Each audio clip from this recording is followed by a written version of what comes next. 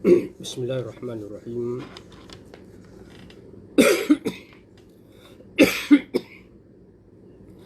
Alhamdulillahi Rabbil Alamin. Wassalatu wassalamu ala ashrafil anbiya'i wal mursalin wa ala alihi wa ashabihi ajma'in. Qala rabbi shrah li sadri wa yassir li amri wahlul 'uqdatam min lisani yafqahu qawli, amma ba'd. Jadi alhamdulillah, kita merafakkan syukur kepada Allah Subhanahu wa taala kerana dengan limpahan dan kurnianya kita dapat meneruskan kuliah hadis kita pada malam ini, dan insya-Allah malam ini kita sambung hadis yang ke-40. Hadis yang ke-40 berkenaan dengan apabila kita melakukan sesuatu, kita mesti menyegerakannya dan kita jangan bertangguh dalam melaksanakan. الحديث الأربعون عن ابن عمر رضي الله عنهما قال: أخذ رسول الله صلى الله عليه وسلم بمنكبي فقال: كن في الدنيا كأنك غريب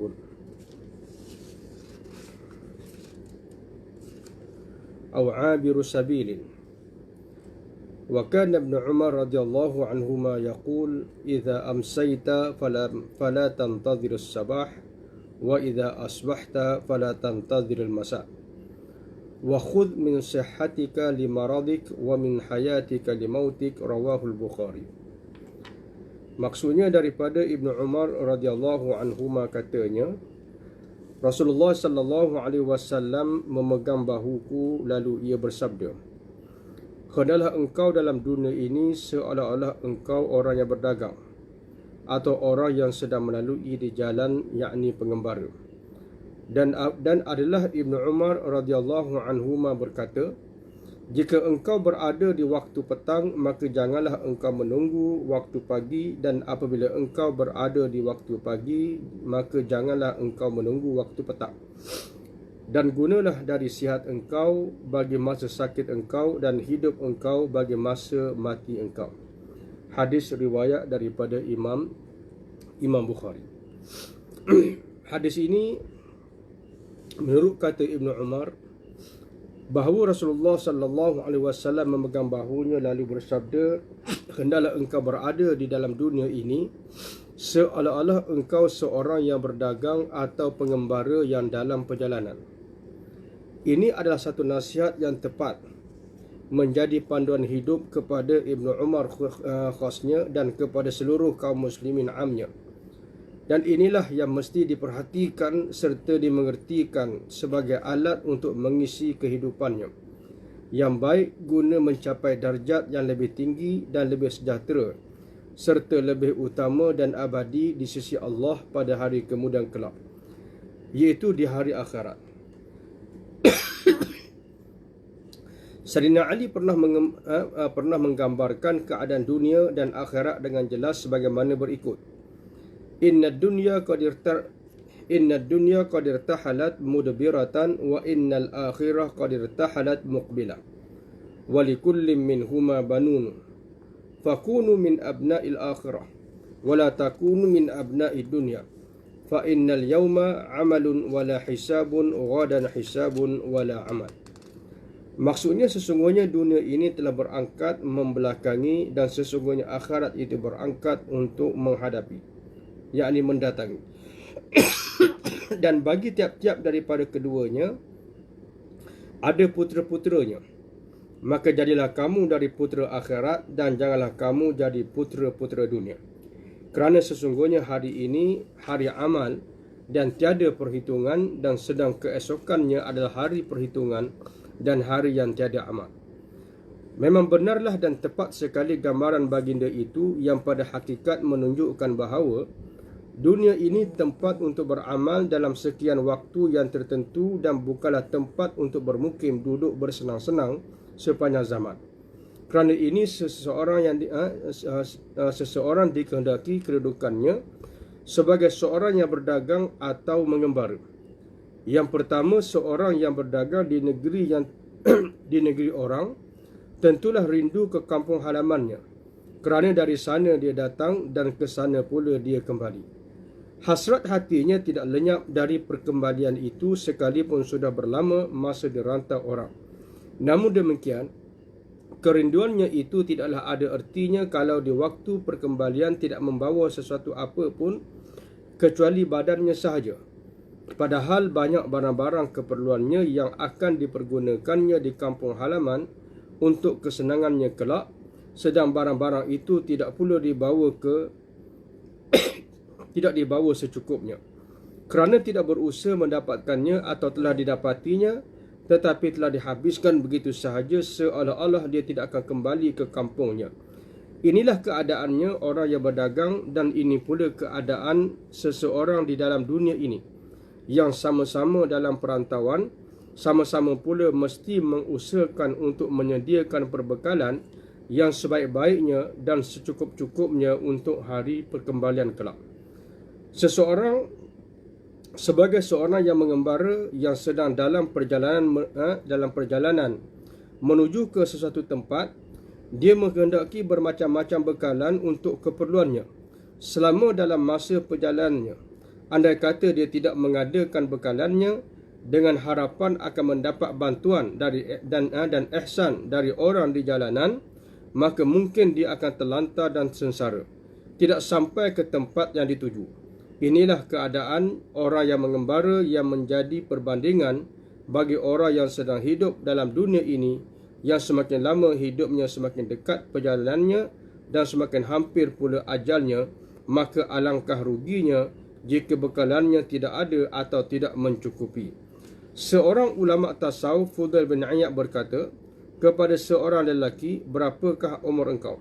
"Sudah 60 tahun," jawab lelaki itu. "Agak panjang juga umur engkau ini. Engkau sekarang dalam perjalanan menemui Tuhan engkau dan hampir sampai." Mendengar kata-kata ini, termenunglah ia lalu berkata, "Inna lillahi wa inna ilaihi raji'un." Kemudian Fudail berkata, "Apakah tafsir perkataan ini?" Tafsirnya ialah, barang sesiapa mengetahui bahawa ia hamba Allah dan akan kembali kepadanya, maka hendaklah ia mengerti bahawa ia akan menghadapinya dan akan disoal. Maka hendaklah ia sediakan jawapan. Setelah Fudail menerangkan perkara ini, lelaki itu berkata, "Kalau sudah begitu, apakah halah? Maka mudah sahaja," jawab Fudail, "iaitu engkau cuba memperbaiki dan mengelokkan waktu yang masih ada. Nescaya diampuni bagi engkau apa yang telah lalu.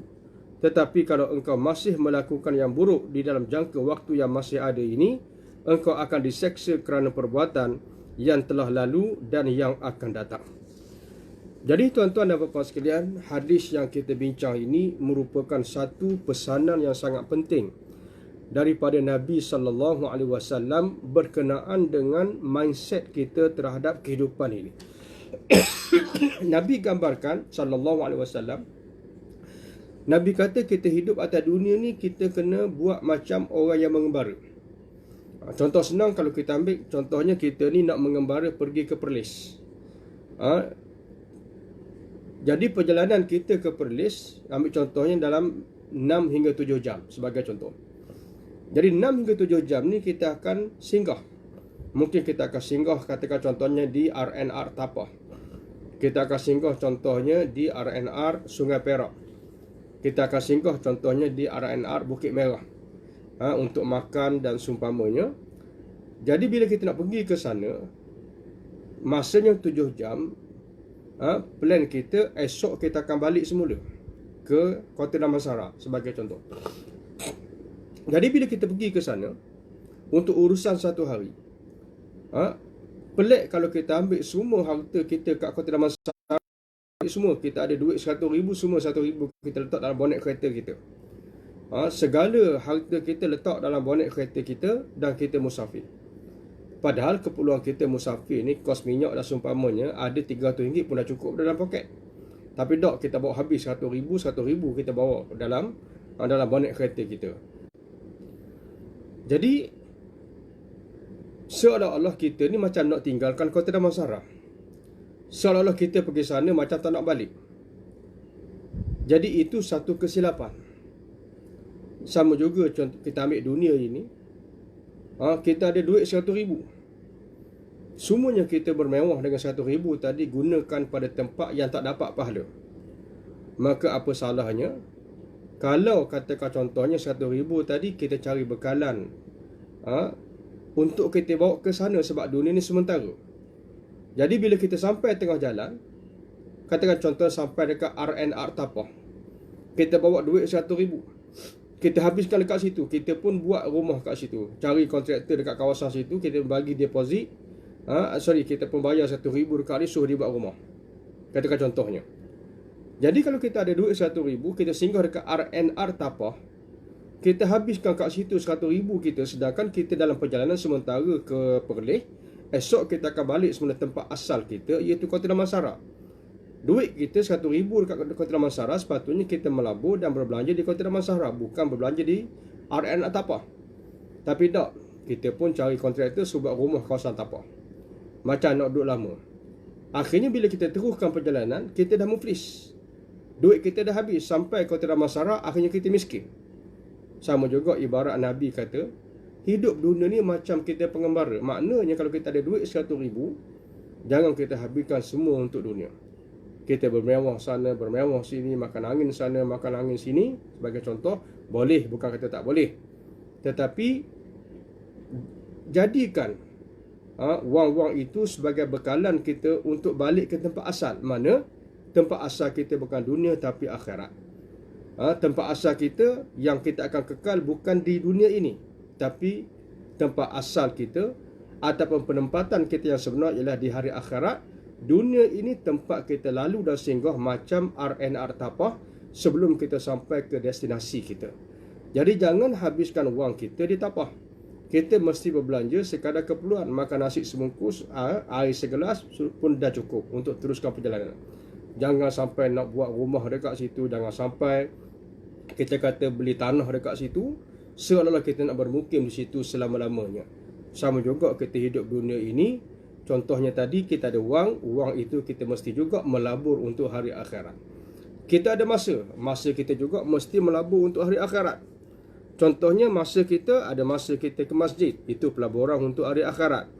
Masa kita bekerja itu mesti niat dengan ikhlas, kita kerja ini kerana Allah, maka waktu kerja itu untuk akhirat. Ada waktu kita solat, maka waktu solat itu untuk akhirat.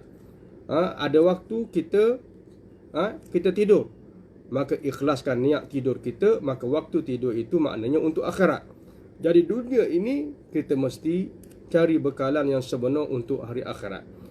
Jadi bila kita pergi ke Perlis, tujuannya apa dia? Untuk bekerja, untuk cari duit, untuk jual barang.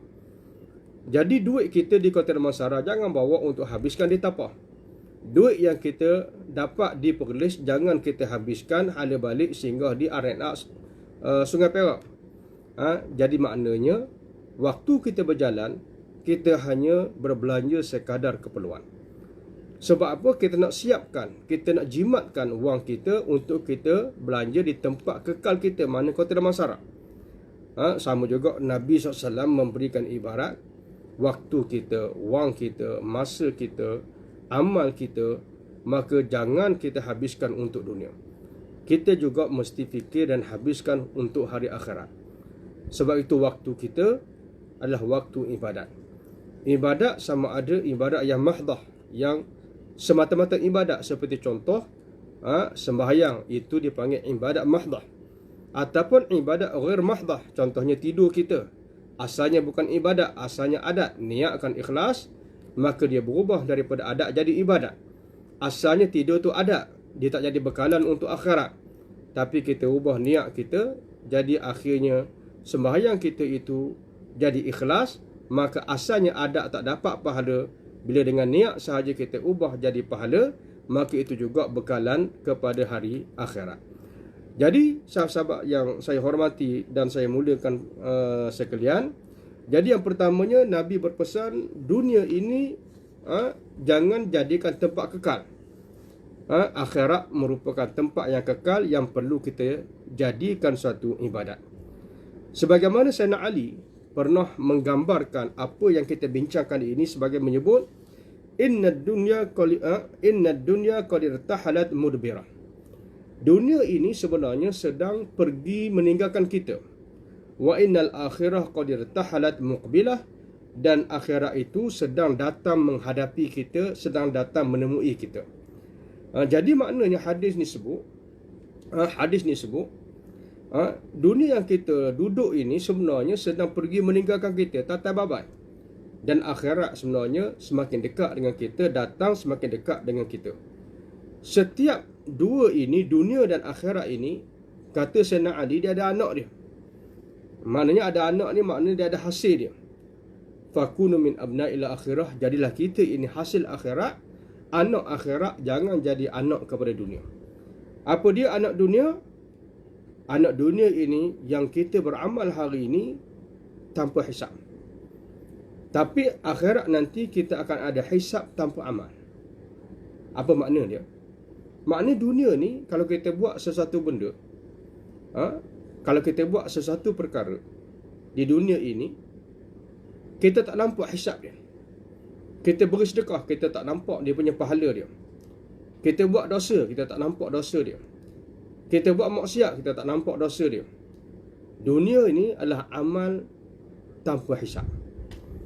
Kita makan riba, kita tak sakit. Kita makan riba, kita tak nampak api neraka. Jadi kata Sayyidina Ali, dunia ini ada anak dia, apa dia? Iaitu bila kita buat satu benda, kita tak nampak hisap dia. Tapi kalau akhirat nanti, kita akan nampak hisap, tapi waktu itu tak guna dah beramal.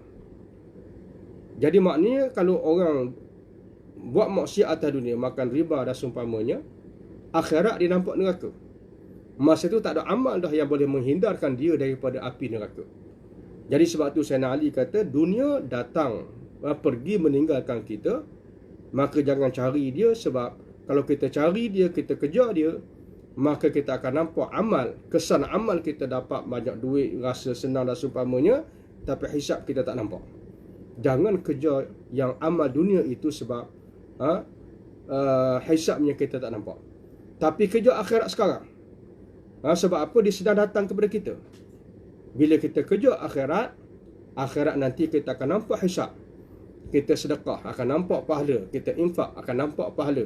Kita luangkan masa kita bantu orang, COVID dan seumpamanya, akhirat kita akan nampak pahala. Hari ini kita tak kisah makan riba. Hari ini kita tak kisah tipu orang. Maka akhirat kita akan nampak dosa. Waktu itu tidak ada lagi amal yang boleh selamatkan kita daripada hisab yang sedang kita hadapi. Ini yang dipesan oleh Sayyidina Umar Ibn Khattab radhiyallahu Sayyidina Ali radhiyallahu ta'ala anhu. Yang kedua, jangan menunggu masa pagi dan petang. Ini sebenarnya tip yang penting kalau orang berniaga dan seumpamanya juga, kena pakai pedoman dan petua yang diberikan oleh Nabi SAW. Iaitu jangan menunggu masa pagi dan petang. Nabi pesan kepada kita, "Idza amsayta fala tantadhir sabah."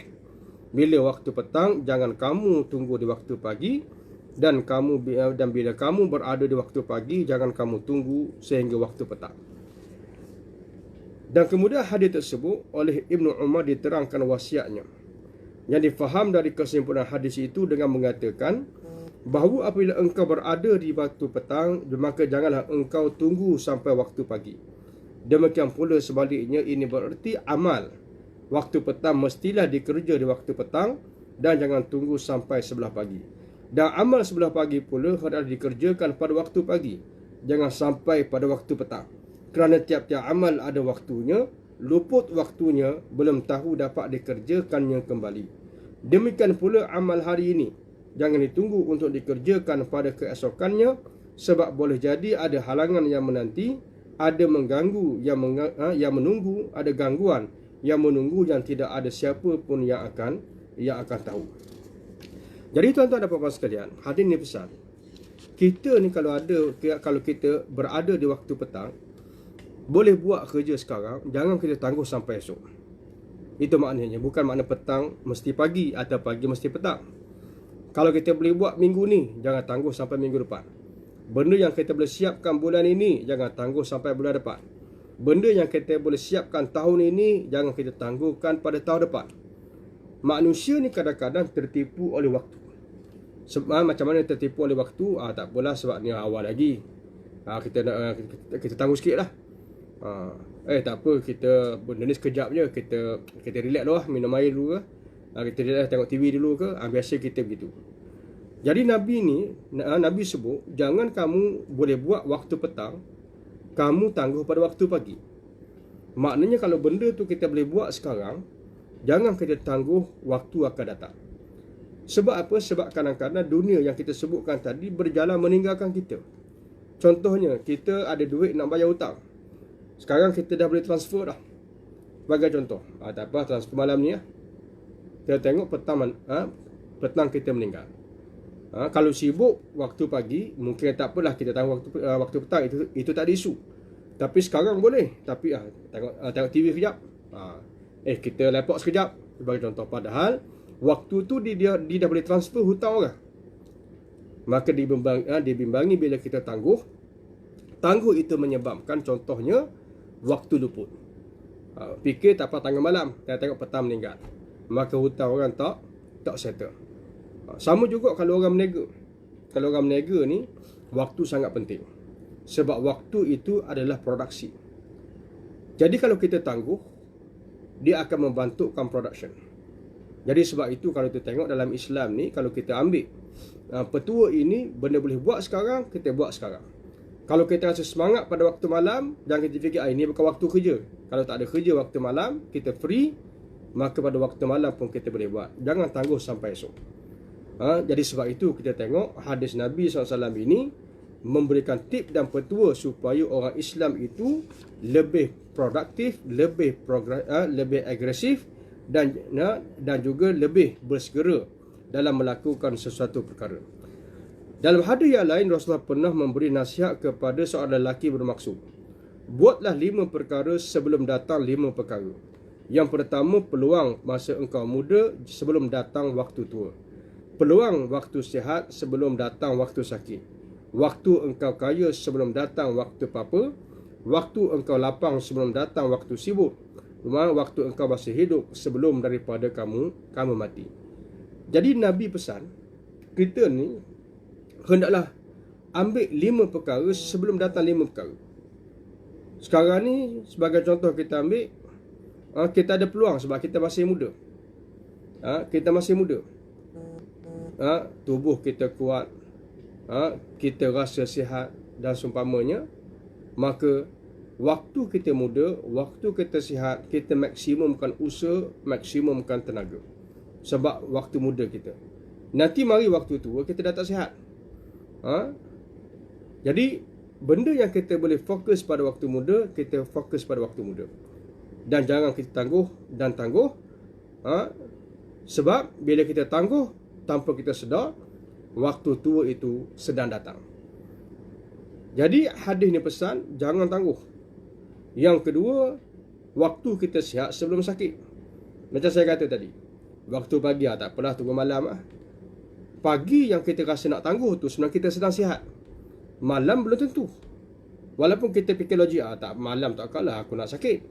Bagi contoh, mana tahu tiba-tiba tengah hari kita bawa motosikal, accident, patah kaki, malam dah sakit dah. Jadi Nabi kata waktu sihat sebelum datang waktu sakit. Waktu engkau kaya, maka sebelum datang waktu miskin atau waktu apa. Waktu ni kita ada duit, kita sedekah, jangan bazirkan. Sekarang ni kita ada duit, jangan habiskan. Kita gunakan untuk ke arah yang disarankan oleh Islam.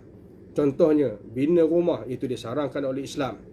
Kalau ada hutang kereta, habiskan hutang dan seumpamanya. Maka waktu kita ada duit, kita selesaikan perkara-perkara yang diperintah oleh Islam. Jangan tunggu akan datang, sebab akan datang belum tentu kita ada duit. Jadi waktu kita ada duit, selesaikan apa yang patut. Contohnya hak Nabi suruh bina rumah, ada kenderaan sebagai contoh. Maka bila kita ada duit, pastikan kelengkapan itu kita ada. Pastikan lebihan itu kita sedekah. Sebab belum tentu kita kaya selama-lamanya. Jadi jangan tunggu, tak apalah, kita ada duit, kita enjoy dulu, pergi makan angin dulu. Rumah tak ada lagi. kereta masih hutang lagi. Bila mana ada duit, selesaikan. Hutang kena selesaikan segera. Rumah mesti ada. Jangan kita habiskan perkara-perkara yang lain, sebab esok belum tentu kita ada duit macam hari ini. Yang keempat, waktu engkau lapang sebelum datang waktu sibuk. Macam saya kata, pagi ni kita free. Tak apalah, kita relax tengok TV dulu. Petang kita ingat free juga. Tak ada, petang dah sibuk. Sama juga waktu kita masih hidup sebelum datangnya waktu mati. Yang kelima ni memang berat. Kalau terlambat, memang terlambat terus. Ini yang kita katakan tadi sebagai yang disebutkan oleh Sayyidina Ali sebagai akan datang merupakan hari hisab, bukan hari untuk beramal. Jadi sama juga sebagai contoh, dalam hadis yang lain Nabi bersabda, khudh min hayatika li mautik, pergunakan masa hidup engkau bagi keperluan untuk masa mati engkau. Jadi hadis ini merupakan hadis yang sangat penting kerana ia merupakan hadis yang menjadikan umat Islam itu umat yang agresif dan juga umat yang produktif dan juga umat yang bersegera dalam melaksanakan sesuatu ibadat. Jadi mudah-mudahan dengan pesanan hadis yang ke-40 dari Nabi SAW ini memberikan pengertian dan memberikan pengajaran kepada kita bahawa jangan kita menangguhkan amal-amal kita. Benda boleh buat sekarang, jangan tangguh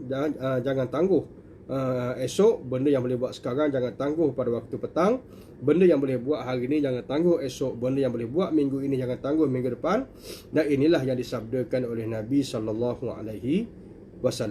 Mudah-mudahan tazkirah ringkas ini memberikan manfaat kepada kita semua. Aqulu qali hadza wa astaghfirullahal azim li wa lakum. Wassalamualaikum warahmatullahi wabarakatuh.